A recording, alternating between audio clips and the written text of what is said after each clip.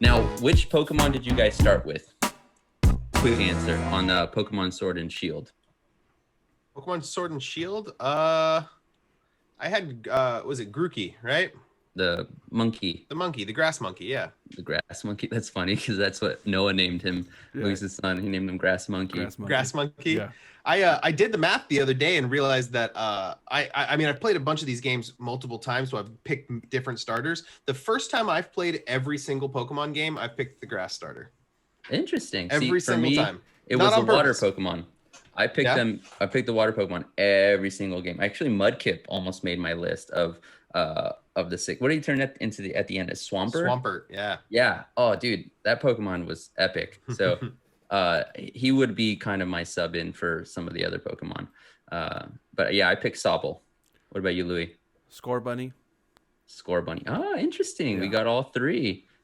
Adam's like, I have no idea what you're. I can just pick a name from the things that you just said. So the grass monkey one. I like that. Grass Monkey. Yep, that one. I do like. I wish that was his name, Grass Monkey. Grass monkey. What's it? Oh, Do you like the grass terms- monkey. Boop. That's exactly what I thought. I thought of the Beastie Boys. Yeah.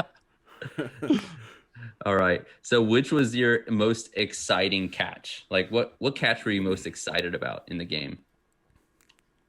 Like when you caught it, Of all you worked time? so hard to catch it, and no, on Pokemon Sword and Shield. I mean, if you can remember the one of all time where you were, like, I was most excited when I caught this Pokemon.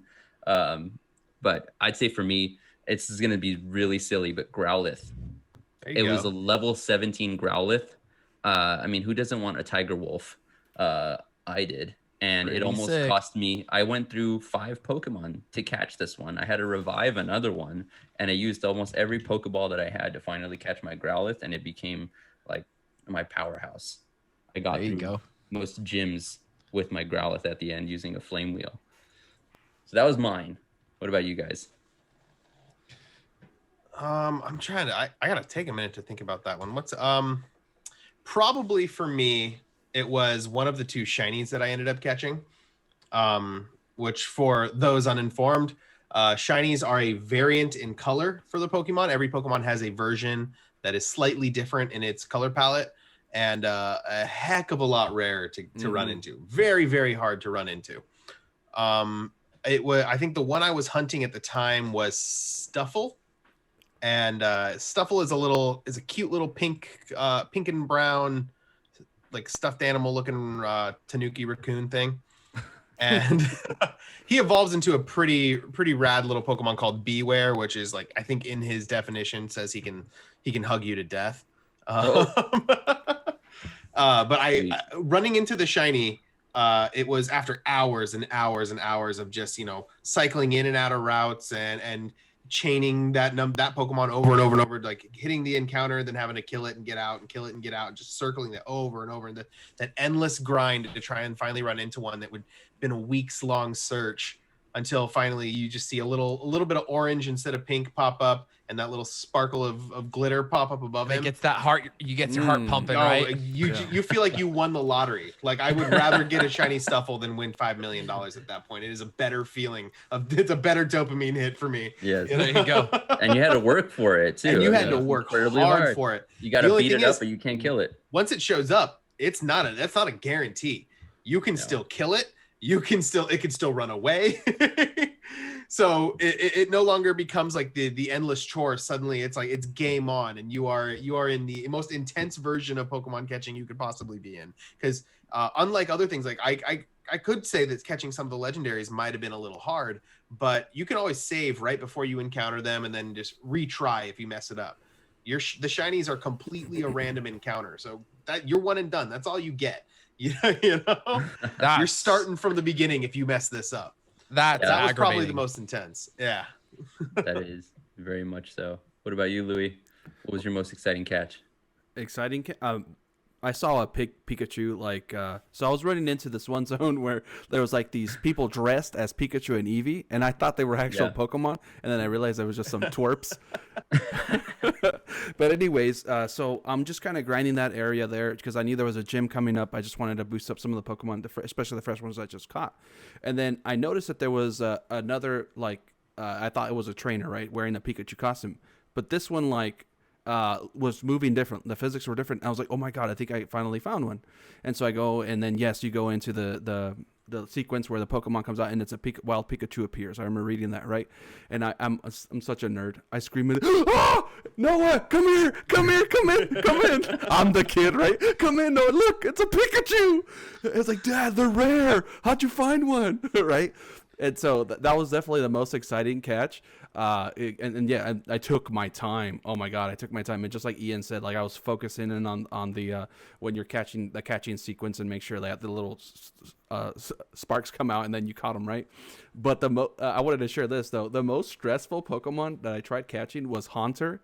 And so this is Ghastly, Haunter, and Gengar, right? So Haunter was stressful because he would use Curse on himself, and I believe Curse is that move where it self-sacrifices, so it hits it, takes damage, and then it faints. Like when, like, let's say you're trying to get it, because every time you catch a Pokemon, you want to get it to like at least a third of health, right? Before you start throwing Pokeballs at it. And so when I would do that, then Haunter would kill himself, or defeat himself, and I'm like, oh my god! And then I would try again, and I think it was like I went through 3 Haunters before I actually caught one. I almost threw my Switch a couple times.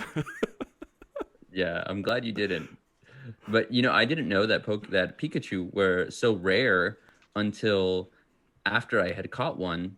And your son Noah, he would spend hours in that one area hoping to find a Pikachu. I'm like, oh bro, I didn't realize they were so rare. Like I literally walked into that little like fenced area. I walked in, and as I was walking out, a Pikachu followed me out of that little entryway. Oh, okay. And then I was like, oh, a Pikachu. So I turned around and I went into combat with it. I caught it like first try. Some people are just born lucky. That was in real life. No, in that one instant, yes. I was like, what? And then to find out there's like a 5% chance or like a 1% chance of running into a Pikachu and Shield. Yeah, right? And see, and in my run, I had no Eevee catches because that's the same zone where you find Eevees. Neither did I. And then Noah was able to get 6 of them. So yeah, I've yet to come in contact with an Eevee. Weird. But all right, so I wanted to jump in to overall the game Pokemon Shield, because we've been on Pokemon for almost 2 hours now. I know, right? A lot of content. Fast. Love it. A lot of content. Okay, what did you enjoy? What didn't you enjoy? And were you satisfied with this console release, or did it leave you wanting? I think that the expectations are different because it is a console game. It's not exclusively handheld, and you feel like because there aren't the limitations in the software and the hardware of it being a handheld product, the expectations naturally rise. So based on what your expectations were for a console version of a Game Freak Pokemon game, what did you enjoy? What didn't you enjoy, or what didn't you like that you would maybe possibly change? And were you satisfied overall with the Pokemon Shield being the first big console Pokemon game? I'm going to go to our professional or our expert, Ian, on this one. I honestly think that there isn't a perfect Pokemon game. Even in the future, there's never going to be a perfect Pokemon game. So I think there's always going to be something that's going to be leaving you a little wanting, especially when you spent so much of your life imagining what it could be. Yeah. I mean, like, think about like the first time you're introduced to a new series, and like in any form, a movie or a game or anything, you're never worried about its potential. You're only worried about how cool it was, how cool the first thing you got to experience was. And after you've lived with something for so long, you start to build up your own relationship with it, and then you create the ideas of and the potential of where it could go, and you will always be giving your hopes up and letting yourself down when whatever they put out doesn't meet those expectations. As far as the first Pokemon game on Switch for me, or the Let's Go game and then the Sword and Shield games, the Let's Go games hit on Switch, and they were pretty. There was 3D graphics. Pokemon roamed in the open world, things that I had wanted. I could play it on my TV. It looked really nice, all blown up. but it definitely didn't feel like a AAA game, you know, like after getting the Switch and playing Breath of the Wild and playing Super Mario Odyssey and feeling like these franchises were taking the step with the hardware itself. It definitely felt like Pokemon had catching up to do. And I was hoping that maybe Sword and Shield would be that next step. And you kind of have to remind yourself that while handheld generations have moved forward one at a time, they've only had incremental increases in power and capability, and Pokemon has always kind of crawled along with that. I don't think Pokemon's ever really made a giant generational leap. It's always been kind of minuscule, you know, piece by piece, getting a little better at every point along the way. The thing is, I could point out over the last 20 years things that have been revealed about new Pokemon games that I was not a fan of in the 3-minute trailer they show you, you know, or in the pictures in Game Informer you see. I could find things to complain about. Sword and Shield, to me, I remember after seeing the first kind of breakdown of the game and some of the trailers for the game and deciding, you know what, I'm out. I don't want to have to, this isn't for me. They've definitely babied it down. It's a kid's game again. And then just like every time, you know, you drop the money, you pop it in, 20, 30, 40 hours later, they have me and it's everything I wanted, you know? Yeah. So, I mean, I kind of just have to put my faith in the Pokemon Company and Game Freak to be like, you're going to put out something that I'm probably going to be pretty cool with, and you're going to give me the similar feelings, and it's going to hit on a nostalgia point, and there's going to be new systems that I can explore that are, but they're never going to be that huge next generational leap, and you kind of just have to be okay with that. Like it while they do give you more to look to play with, it is a formula that isn't broken, so don't fix it, you know? Oh yeah, for sure. That's a good point. Adam, I'm interested to hear, after hearing all that you've heard so far, what are your thoughts? Does it convince you on, does it sell you on the game? Are you more interested in it than you were before? I'm curious to hear your thoughts on it. You know what? Absolutely. Especially seeing all three of you just get so stoked on hearing the game, on talking about the new games coming out, on talking about, you know, just trading the Pokemon, and watching you guys walk down memory lane, and then seeing how that still relates to today. It's like, I want that memory lane stuff too. Like that sounds really cool.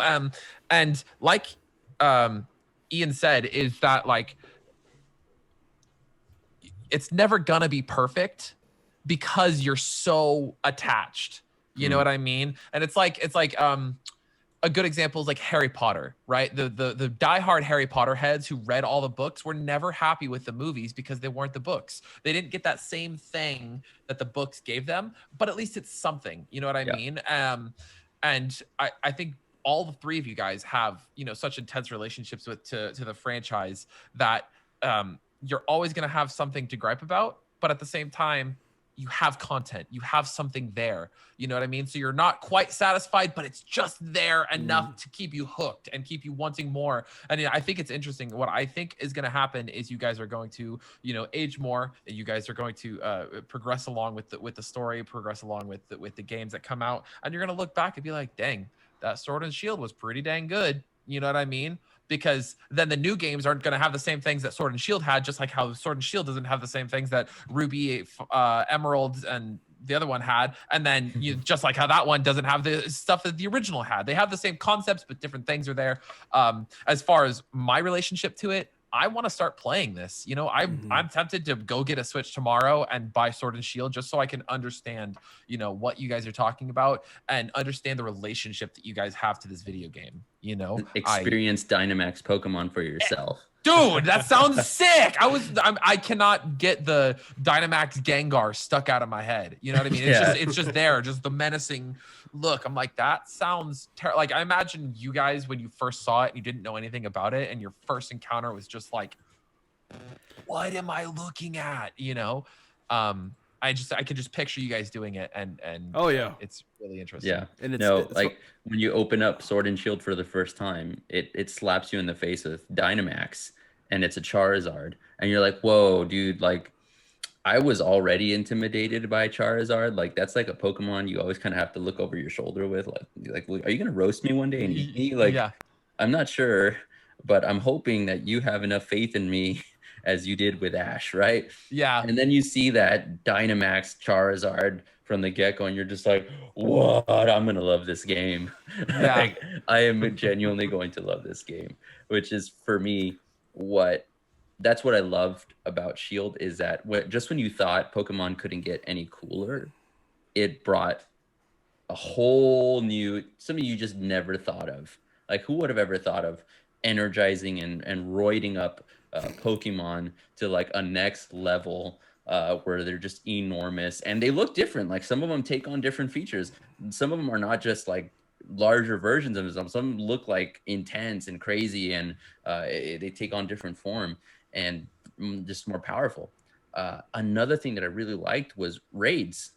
Like, we've, as a gaming community, we've become more, we desire that, to connect with other people and to join together and battle a common enemy. So something that I loved about this game was those like Dynamax rays that were sticking out of the ground, and you go in there and you can raid a Dynamax Pokemon. So it'd be like this enormous Pokemon, and you and a couple of other trainers are going at it together, and it's like, that's sick. Mm-hmm. You know what I mean? That's the kind of things that before you would only see in the cartoons. You see, Brock and Ash being like, let's go at it together. We all throw our Pokemon out and battle the common enemy.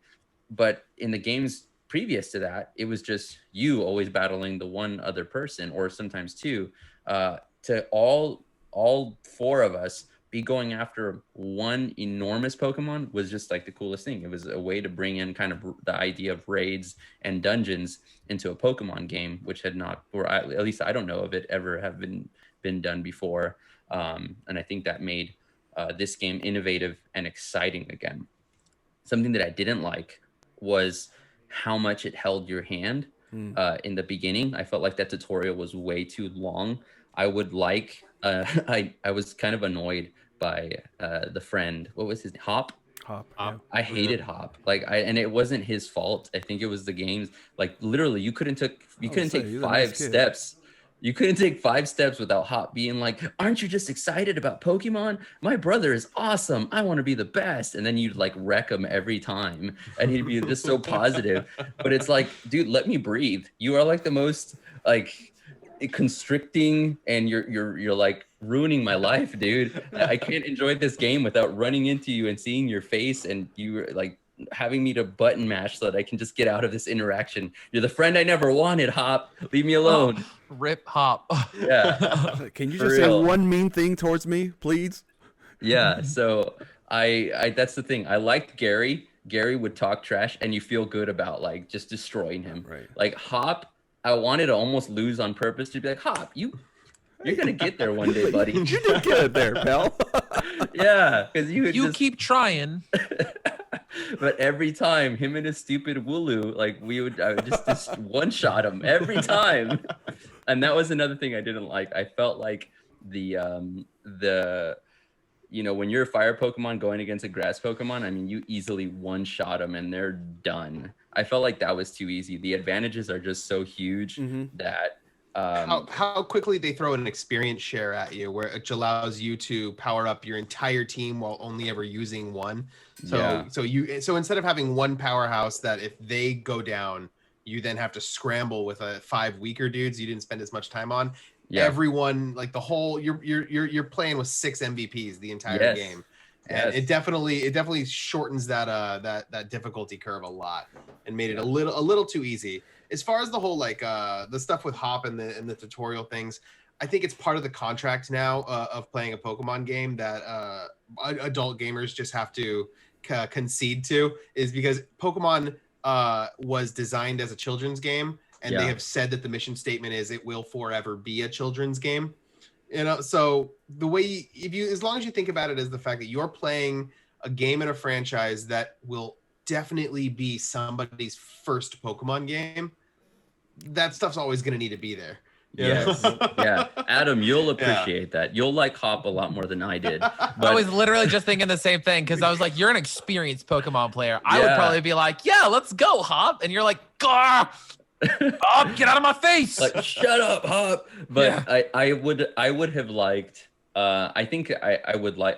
It did not take anything away from me enjoying the game at all. Like I wouldn't say Pokemon Shield is a bad game because of that. It's still I had tons of fun playing it. I had a hard time putting it down, and I loved it. If I'm being picky, I'd say that it annoyed me, but not enough for me to want to stop playing the game. But I do want to say that I wish that they have an option. Like, have you previously played a Pokemon game before? And then it will like cut your tutorial time in half, and then, or like, are you new to Pokemon? And then you pick yes. And, if I'm being picky, I would like that just so that, the hand holding can kind of go down and only kind of tell you things that are just important to like, or new to the game. But again, that's only if I'm being picky. I still love the game and recommend it highly to anybody who is new to the franchise or is, the flame of their love for Pokemon is dwindling. Play Pokemon Sword and Shield, and it'll burn that fire. There you go. What about you, Louis? What would you love? Would you hate? What would you change? So going in, I expected, it's the same path, right? Like the same thing, like when you play a Dragon Ball Z game, it's the same Dragon Ball story. The story is awesome. And so you'll have games or variations and it tweaks to the story, or maybe a revisit through a different path. And I was expecting that with Pokemon. The only thing that changes really is it's the Pokemon, right?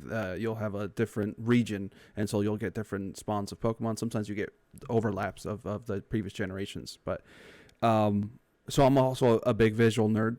I love good graphics. I love good artwork, and I would say Pokemon Shield definitely had that. They had really beautiful zones, beautiful structures. I was definitely amazed by that and enjoyed the different atmospheres, the different biomes. Another thing that I really liked, and this was my first time. I don't know if previous games had this, but the wild areas was interesting because it went from a fixed camera to a rotating camera, a 3D Pokemon game, and I think that might be the future. Like I know further along we'll talk about the new trailer we saw, but Arceus. But just having that ability of just being to hang around there, look around, seeing Pokemon walk around, like especially in their respective size, you watch a huge Pokemon, you're walking towards it, and you can actually interact with it. Was quite fun. Another thing I really enjoyed was connecting online, and so in the wild areas you'll see different Pokemon trainers running around. Can't really do much with them, but I thought, hey, this is a hell of a start. This was really cool to be able to see other players doing their thing as Pokemon trainers. Right now, with all that, like the visuals, there also comes gameplay, right? And gameplay is also very important on my list. I did enjoy that the gyms had you do some type of mini game before you got to the gym leader. That was quite fun. That's right. I did enjoy that. It was just different. I'm always open to something different, something new ideas, right? But I would say at the same time, and it could be just me being biased to growing up with Pokemon, I felt like there was something lacking. When Ian mentioned the group shared XP, maybe it's that. Because I was thinking there's something missing. I don't know if I felt overpowered, like the game was too easy. And it might be that, because I remember what happened when you couldn't train all your Pokemon with one battle. You had to swap them out. You had to revisit areas. It added replay value. It gave you more content. I know a lot of people hate grinding, but honestly, like if the game's fun, the grinding, as long as it's not too extreme, will give you more pleasure out of it. And then the same thing, more reward. You trained those Pokemon. You got them strong enough. So like Ian said, you won't have 6 MVP. You had 1, but if you trained all of them, you had strong Pokemon. Yeah. For sure. Yeah, I mean, I totally like being overpowered. That's something that I love about easy mode in games, is like although Mass Effect Trilogy I played on easy, and I'm not ashamed because I didn't even complete them, bro. Yeah, no, I did, but it had to be on easy mode, because if I did anything but, I would be frustrated and put it down. I love that it gives me the power to progress in my story, because ultimately that's what I want to do. I just want to complete it. So in a way, I can see why they do that.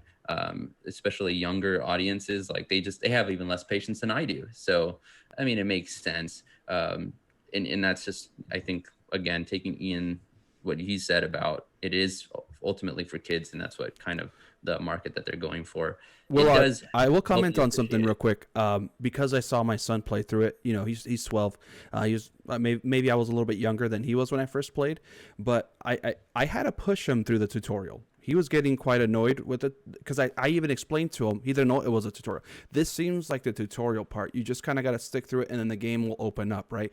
But even he felt like it was, he didn't really tell me what it was, but he just said, I don't know. He says, it just feels like I'm not too interested in it, or he was just, it was too easy, right? And it's like, they're just teaching you how to play the game. Just hang tight. And then once he got past that, he started enjoying the game. So even as a kid, maybe the tutorial was too hands-on or too long. Very wordy for sure. Like if you don't care to read the subtext, like man, it's I absolutely wordy. do not. Yeah, you're gonna be button mashing a lot. You're done for then, man. You don't know how to play, and you're not willing to read to find out. It's the Wild West out there for you, man. I'll figure it out trial by error, you know. Or who You really knows, don't need a tutorial. I mean, the game it's on rails. You know what I mean? Like you really have only one destination, and you're gonna get there eventually. You can't get lost in the game. So it's super easy and enjoyable. It's just a matter of getting past that annoying. You just made me think of something that's sort of off topic, but not really off topic. Have you guys ever played the Fallout series? Yes. Yeah. So we're gonna talk about that. Oh, really? No, okay.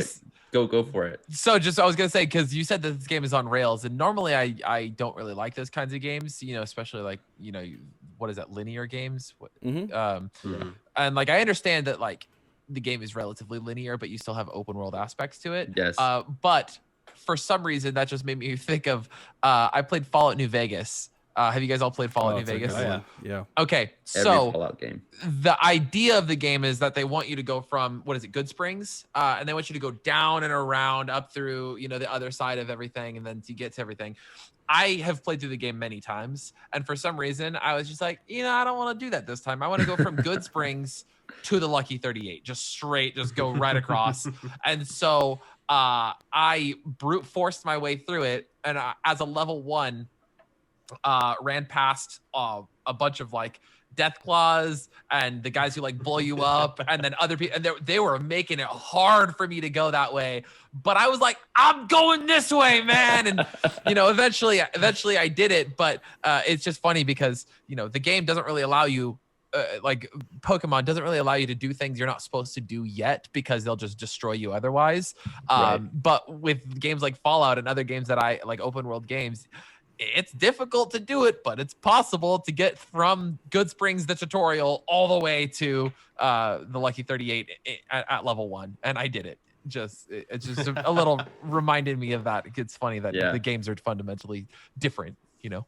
Absolutely. And it's like Breath of the Wild. If you want, you can go to Ganon, Calamity Ganon almost right away, but you will not succeed unless you will have a bad time. A professional. And that's just something amazing about the game. The freedom. You are the gatekeeper of your own destiny. Exactly. You know? The Pokemon, you know, Pokemon Sword and Shield give you that freedom in the wild areas, which is really cool. The point of, Lisa was mentioning that, the point of view changes. You can go wherever you want in that area and spend as much time as you want in that area. And that's what's really cool about it. And I think they're going to be, just from watching the trailer of Pokemon Arceus, it looks like they're going to be moving into that direction, kind of that more free roaming, the open world, and really having that, you know, you can go where you want to go and where, and even the way you interact with Pokemon in the wild is going to be different. It's not going to be just touching them and going into the battle sequence, but it looks like you can actually like throw a Pokeball at it from just seeing it off in the distance, which is, you know, something we're going to talk about later on. But I think that, you know, it's definitely worth giving it a try, Adam, and anybody out there. If you haven't played Pokemon Sword and Shield, you have us 3 recommending it to you. We all spent hours and hours and hours of our life loving this game, grinding through it, and really enjoying all of the gym battles. Specifically for me, the water gym was the best. I just loved that maze of figuring out. It took me forever. I don't know if it took you guys that long, but I'm like, dude, which button do I have to press to make that one waterfall in the middle turn off so that I can walk through it and get through the 3 waterfalls? But all the gyms were like mini games in of themselves that were really awesome. And even the battle with the gym leader, even though it's repetitive, like you know what to expect. I don't know. For me personally, like there was always, especially when that moment when you Dynamax your Pokemon and the crowd's cheering and then the music comes on to pump you up. I felt badass every time. Like that never got old for me. And then so I was running with Pikachu, right? And so Pikachu is like the only Pokemon, and I think Eevee that ones that actually say their name and it's not a sound chime. And so Pikachu, the Pika-Pee, right? But then when he turns into the big Pikachu, he's like Pikachu, and I'm like, yes, perfect. And then when he dies, Pika. They need to do better. They need to invest the money into doing like some more voices in there. Yeah, I think it'll really heighten the game's quality. We just want to hear them say their names. That's good. Awesome. Well, I think that we give a Pokemon a 10 out of 10. Great game. Never get old. I'm looking forward to the next one. Now, gentlemen, it is time to switch focus.